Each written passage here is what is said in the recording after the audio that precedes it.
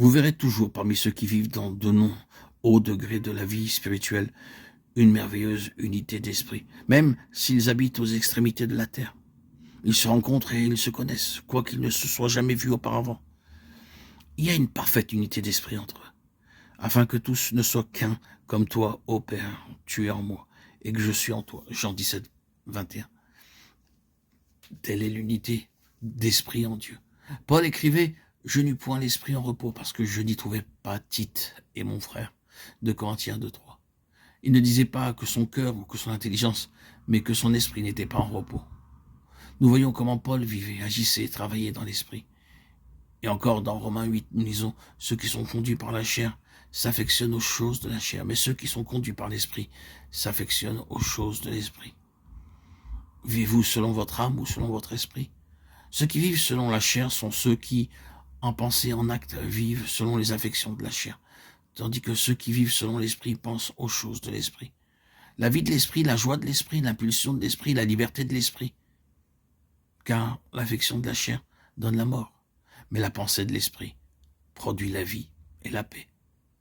Les deux sphères sont clairement dépeintes dans ce verset. L'âme dominée par la chair, la sphère terrestre, ou bien l'âme dominée par l'esprit, la sphère céleste. Soyez renouvelés dans l'esprit de votre entendement. Éphésiens 4, 23, dit Paul. L'entendement, qui est une partie de l'âme, dominée par l'esprit, doit devenir spirituel. Il y aura une âme spirituelle et une âme charnelle. L'âme spirituelle, pleine de sagesse, est seule ouverte aux pensées de Dieu.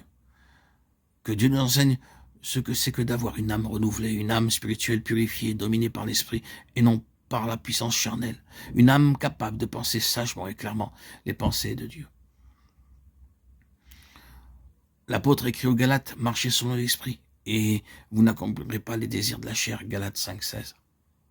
Quand vous réaliserez la demeure du Saint-Esprit dans votre esprit, que vous lui permettrez de diriger tout votre être, lorsque vous marcherez selon l'esprit, alors seulement vous obtiendrez la maîtrise complète sur les désirs de la chair.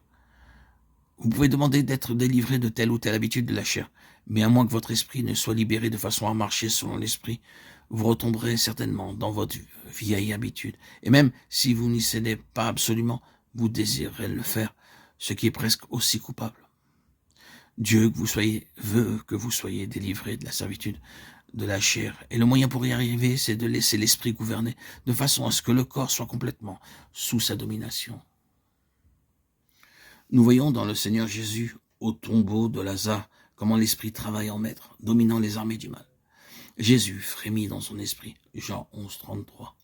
Frémir ici est l'expression de la douleur profonde, mêlée d'indignation produite dans l'âme du Seigneur, à la vue du pouvoir de la mort sur l'esprit de l'homme. Il alla à la tombe de Lazare avec indignation contre le prince de la mort, et cette indignation de son esprit éclata avec force et puissance. Quand il s'écria triomphant de toutes les puissances du mal, Lazare sort. Si votre esprit était vraiment libéré des liens de l'âme et uni au Seigneur, si vous connaissez la vie dans l'esprit, vous comprendrez dans quelle attitude Jésus s'approcha de ce tombeau.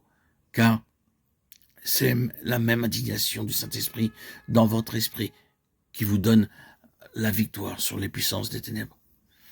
Il y a quelque chose dans votre esprit à l'instant où vous percevez l'œuvre du diable qui éclate avec une indignation qui ne vient ni de votre chair, ni de votre intelligence, ni de votre vie de l'âme, à vous. Mais c'est l'autorité du Saint-Esprit dans votre esprit qui jaillit de vous en une étincelle de puissance divine.